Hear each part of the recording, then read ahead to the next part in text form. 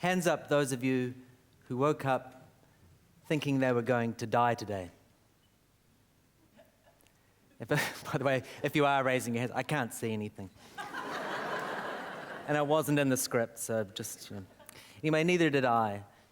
And when I woke up on this day in Miami and drove to work, I didn't think I was going to die either, until I saw the blue car coming head-on into me just before it smashed into me. As they sent me off for the MRIs of my head and neck and back, I remember everyone saying the same thing. Today is your lucky day. You should be dead. Ironically, what those MRIs revealed was that I had an inoperable brain tumor and I was given 4 to 6 months to live. 2 weeks after that, I went for a CT scan to confirm what was pretty much my death sentence. And you know what they said? Today is your lucky day. It's not what we thought. You may have another 5 years. Let me tell you something. Forget winning any lottery. Being told I had 5 years to live was the best thing I ever heard. The trouble is, if you've only got 5 years and you've just turned 29, what do? Do you pursue a career, knowing it's not going to go very far? Or do you just live and have fun? Ladies and gentlemen, I took the fun option. I partied, I took risks, massive risks, and by 2000, I was a drug addict, regularly overdosing, comfortable with a gun, comfortable hanging out with people who would now make me wet my pants. And by 2003, I was surrounded by the drug squad at Christchurch Airport, and either I was going to jail or I was going to die. I didn't realize it at the time, but this is exactly what I needed. I needed to hit rock bottom. I needed to stop running from death and just accept it. And the moment I did, these exciting, fresh, new ideas started coming into my head. Like, what would I do if I were able to live? Well, I pulled out a pen and paper and I started writing it down. Let's see. I'd want to be a filmmaker, help people and do what I could to change the world, and in 10 years have a film that was in an A-list festival and won an award. Slightly delusional given the circumstances, but you got to have goals, right? The next question was the most important one. What do I have to say?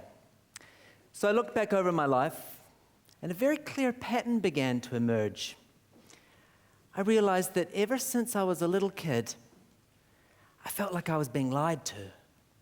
And I very clearly remember every morning before class going to church and being forced to kneel down and pray to this invisible man who created beautiful things, including people, and then would destroy them in a rage over and over. And I remember thinking, this doesn't quite add up.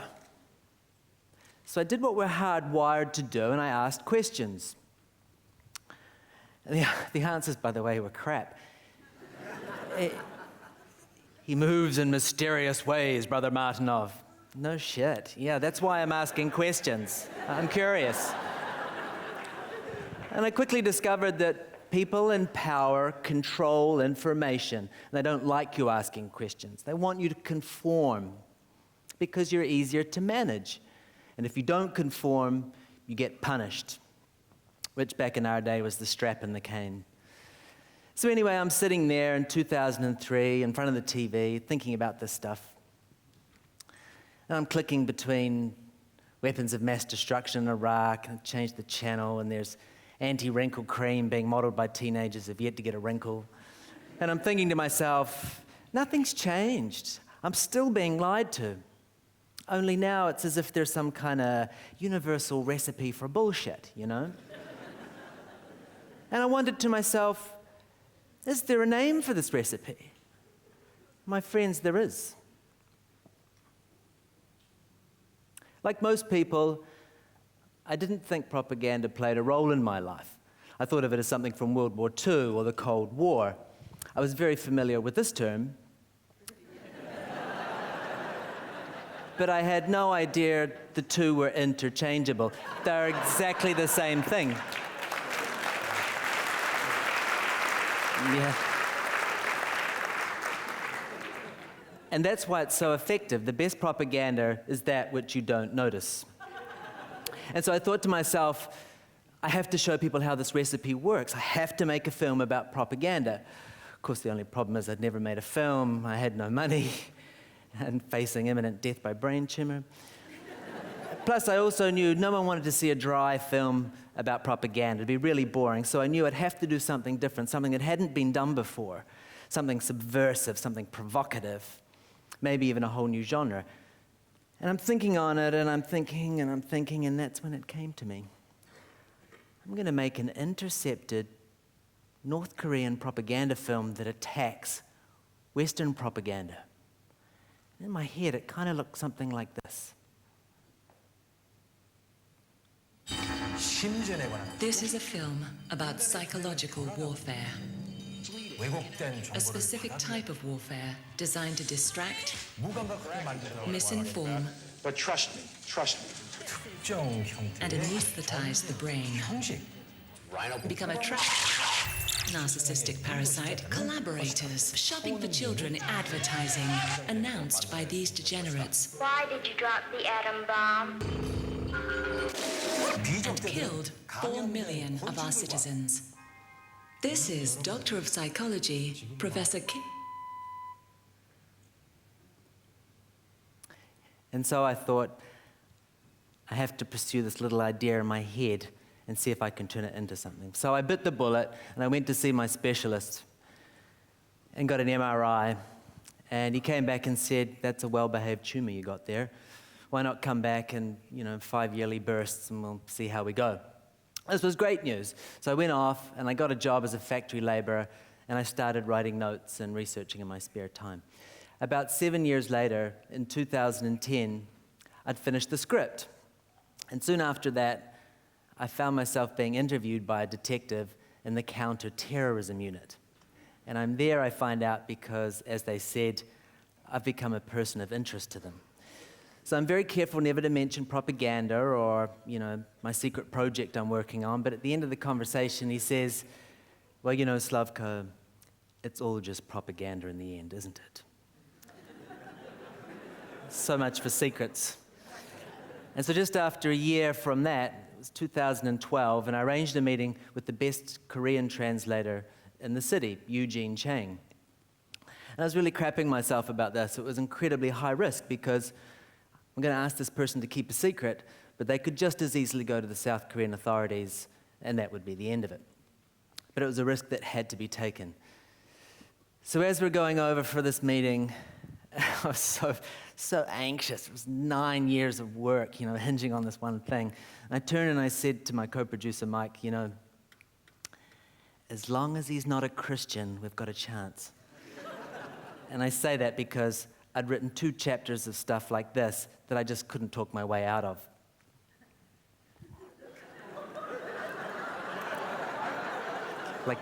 I know.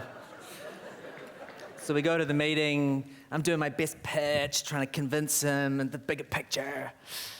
And at the end of it, I've got the script and I hand it to him. And I'm like, oh God, you've got to find out. And I'm like, well, I hope you're not a Christian.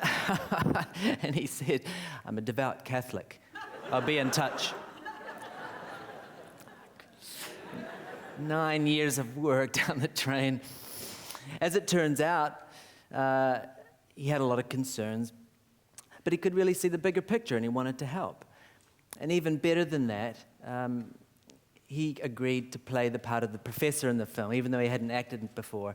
I knew he'd just be fantastic for the role. So we were really, really lucky with Eugene. The next step was releasing the film. And this is where Sabine came in. And Sabine was this character we created. She was a metafiction with this whole backstory about how she was approached by North Korean defectors when she was in Seoul. And she went and translated it and posted it in 9 parts on YouTube.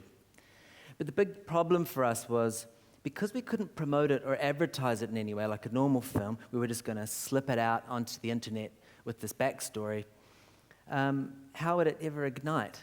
Like, who would even ever see it? Would we even get one view? We had no idea. We had no idea if it was going to go viral or if it would be pulled after 24 hours.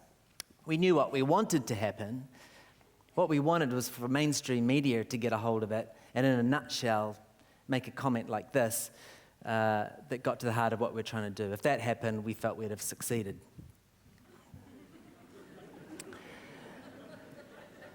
But it would be like a year before that happened. Meanwhile, we're still thinking, what can we do, to measure success? Well, the big thing was, if we could get the film a world premiere at an A-list festival like IDFA in Amsterdam, that would just be amazing.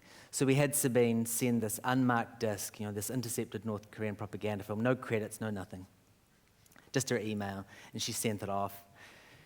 And it turns out in their 25-year history, they never saw anything like it. And they truly believed it was a North Korean film. They were beside themselves.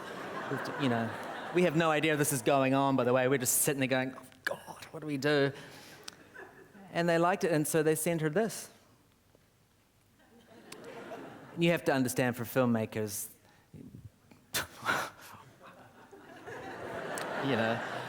forget Sabine, she's getting out there, it's class.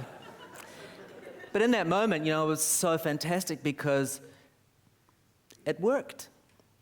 The whole idea worked. We were just so ecstatic and happy. And then the phone rang.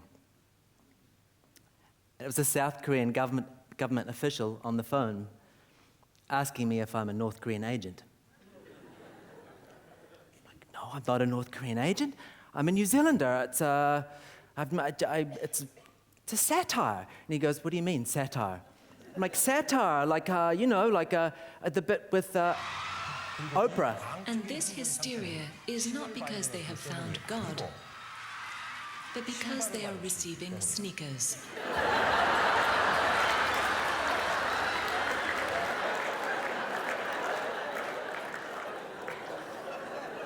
Yeah, you laughing. He didn't.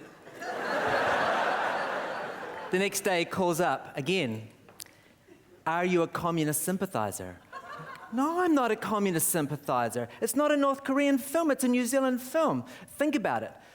Who else but a Kiwi would write a chapter about Australians being racist, genocidal, low-grade humans on Australia Day? Come on. That's a uniquely Kiwi love letter to Australia. North Korea couldn't do that. And he goes, yes. I understand the film was made in New Zealand, but the North Korean government commissioned you to make this film before 2003. I couldn't believe it. I told the truth and it didn't work. The irony. It gets worse. And so I thought, what am I going to do? So I called for a meeting with the Korean Society to try and sort it out. And we had a 90-minute meeting, but that didn't work either. And in fact, they supported the Korean Review, the newspaper, as they started a sustained propaganda attack on Eugene. And it was very successful.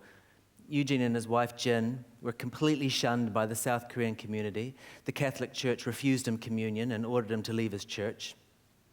It was unbelievable. People absolutely and automatically believed what they read and what they heard. They believed the rumors. Nobody asked questions. And so to counter this, for the past year, I've been traveling to film festivals around the world, talking about propaganda and the effects of propaganda on Eugene, including at the prestigious Traverse City Film Festival, which is where we had our US premiere 2 months ago. And Michael Moore awarded the film the top prize for Best Picture, which was really... Go on. Which is really great because it led to us getting a distributor in the last couple of weeks, and so soon the whole world will see it and be talking about propaganda, blah, blah, blah. But the most important thing is being here today to share some really important ideas. The first of which is Eugene Chang is not a North Korean spy. He's a man of great character and integrity who exercised his democratic right to free speech and freedom of expression for something he really believed in. And Eugene, I know those institutions should apologize to you for what they did, but in my opinion, you don't need the apologies of so few when you can be acknowledged by so many. Ladies and gentlemen, Eugene Chang. Stand up, Eugene. Stand up. My hero. You're Chang. I love this guy.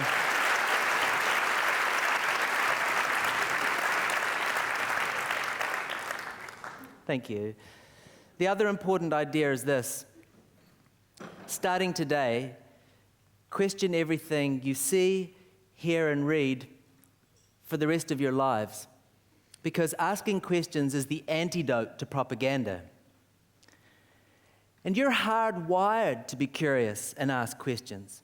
It's a natural instinct for us. And asking questions has always been our primary act of resistance throughout history. So your task as the current face of resistance is to get other people to do this one simple thing.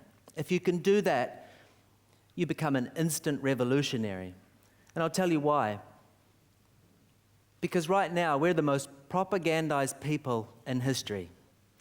And it has never been more important to ask questions. You want to know who really controls propaganda? You. Thank you.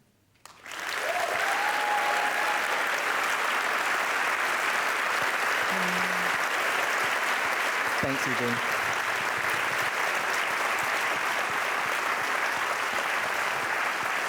Thank you very much. Thanks for your time.